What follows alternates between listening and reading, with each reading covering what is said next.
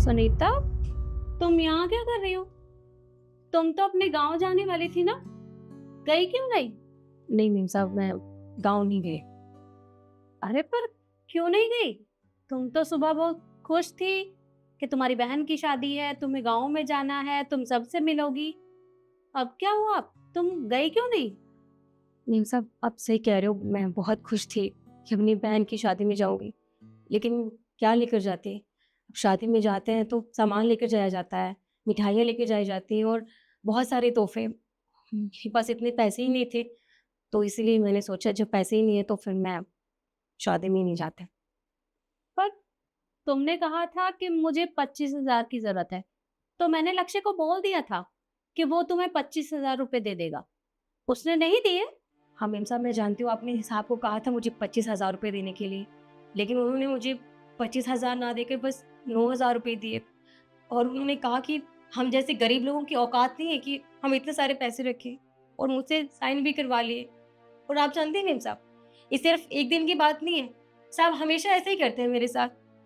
मेरी तनख्वाह में से पैसे काट लेते हैं और आपको तो वो वही बताते हैं ना, लेकिन हमारे साथ तो हमेशा ऐसे ही होता है मेम साहब। लेकिन हमने कभी नहीं कहा।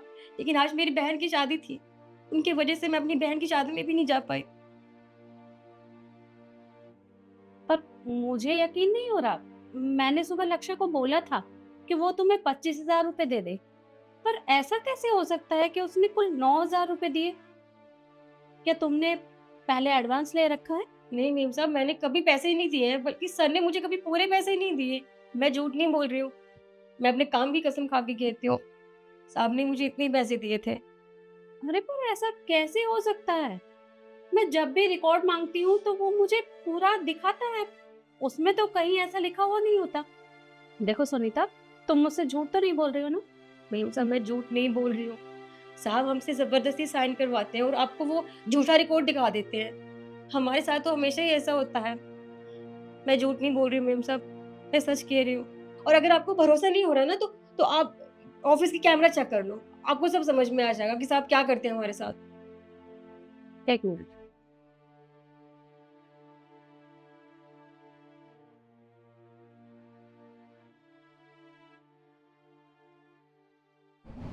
साहब, आप मुझसे ज़बरदस्ती साइन तो करवा रहे हैं, क्योंकि आप अच्छे से जानते हैं, अपनी नौकरी बचाने के चक्कर में मजबूरी में मैं ये साइन कर दूँगी।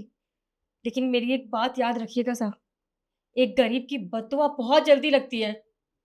अच्छा, 2 कौड़ी की नौकरानी, तुझे एक बात बताऊं, तू हर महीने पैसे लेने आती है मुझसे और बद्दुआ भी दे के जाती है। पर क्या हुआ, कभी तेरी बद्दुआ मुझे लगी ही नहीं। और वैसे भी बद्दुआ लेने की तो मुझे आदत है, एक बद्दुआ और सही। अब ये पकड़ अपने 9,000 रुपए और निकल यहाँ से। पकड़, साइन कर।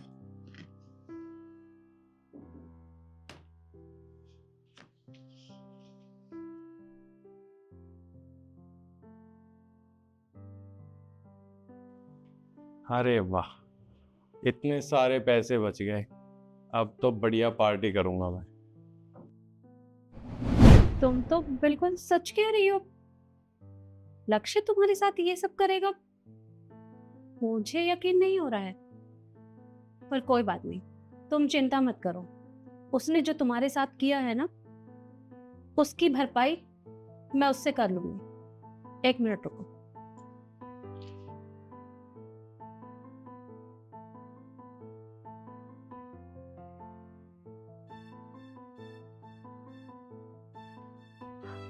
ये लो, ये 20,000 रुपए हैं। ये तुम अपने पास रखो और गांव जाने की तैयारी करो। मेम साहब, आपका बहुत बहुत शुक्रिया। वैसे मेम साहब, मैं आपको ये बात बहुत पहले बता देना चाहती थी, लेकिन साहब ना मुझे नौकरी से निकालने की धमकी देते थे, इसलिए मैं कभी सच नहीं बोल पाई। ये तो बस आज मुझे हिम्मत मिली तो मैंने आपको बता दिया। कोई बात नहीं सुनीता, तुमने अच्छा किया जो मुझे बता दिया। और वैसे भी तुम मुझे नहीं बताती तो मुझे सीसीटीवी फुटेज से पता चल ही जाता। और ये तो अच्छा हुआ कि तुम्हारी वजह से लक्ष्य की हकीकत मेरे सामने आ गई। पर हाँ, मैं तुमसे वादा करती हूँ, जब तुम गांव से वापस लौटोगी तो मैं लक्ष्य को यहाँ से पहले ही निकाल दूंगी। वो तुम्हें यहाँ नहीं मिलेगा और आगे से तुम्हें कोई भी परेशान नहीं करेगा। आपका बहुत बहुत शुक्रिया नूर साहब। अच्छा ये बताओ कि तुम्हारी ट्रेन कितने बजे की है? 8 बजे की। अरे तो तुम तो लेट हो जाओगी। एक काम करो, तुम जाके अपना बैग पैक करो, मैं ड्राइवर को भेजती हूँ। पर मीम साहब आप इतनी तकलीफ क्यों उठा रही हैं? मैं चली जाऊंगी ना, मैं ऑटो कर लूंगी। अरे सुनीता, तुम्हारी ट्रेन निकल जाएगी और ड्राइवर छोड़ेगा तो तुम जल्दी पहुंच जाओगी। तुम जाके बैग पैक करो, मैं उसे भेजती हूँ। ठीक है। Good evening ma'am. Good evening. लक्ष्य, मैंने तुम्हारी सैलरी ट्रांसफर कर दी है, एक बार चेक कर लो। कोई बात नहीं मैम, आपने ट्रांसफर कर दिया है तो आई गई होगी। फिर भी एक बार चेक तो कर लो। जी मैम, आपने तो 5,000 रुपये भेजे हैं मेरे पास में। हाँ, तो इस महीने की तुम्हारी इतनी ही सैलरी बनती है। पर मैम मेरी सैलरी इतनी थोड़ी है, आपने तो कुछ भी नहीं दिया मुझे। देखो, तुम्हारी जितनी सैलरी बनती है मैंने ट्रांसफर कर दी, क्योंकि बाकी के पैसे तो तुम और लोगों की सैलरी में से काट ही लेते हो।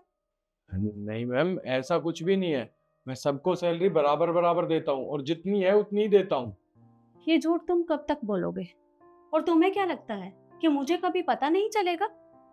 अरे मैंने कल ही ऑफिस में कैमरा लगवाए थे और उन कैमरास से और सुनीता के कहने से मुझे ये पता चला है कि तुमने सुनीता के पैसे काट दिए।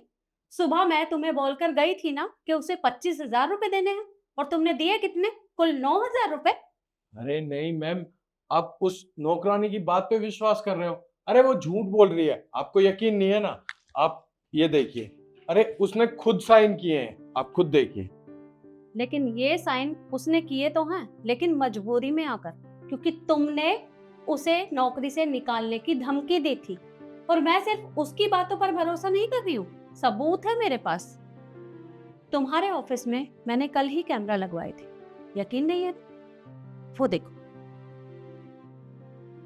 अब तुम बताओ, मेरे पास सबूत है इस बात का, तो मैं अब तुम्हारे साथ क्या करूं?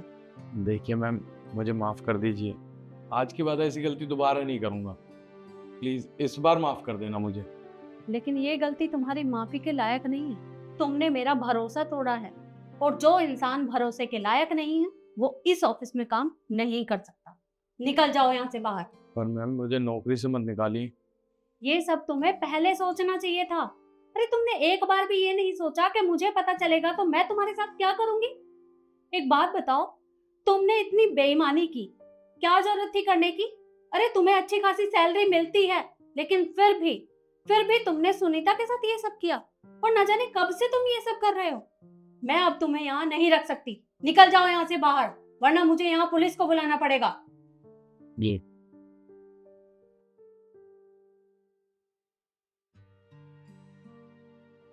और आप लोग मुझे बताइए कि मैंने लक्ष्य को काम से निकालकर सही किया या गलत। कमेंट जरूर करिएगा। धन्यवाद।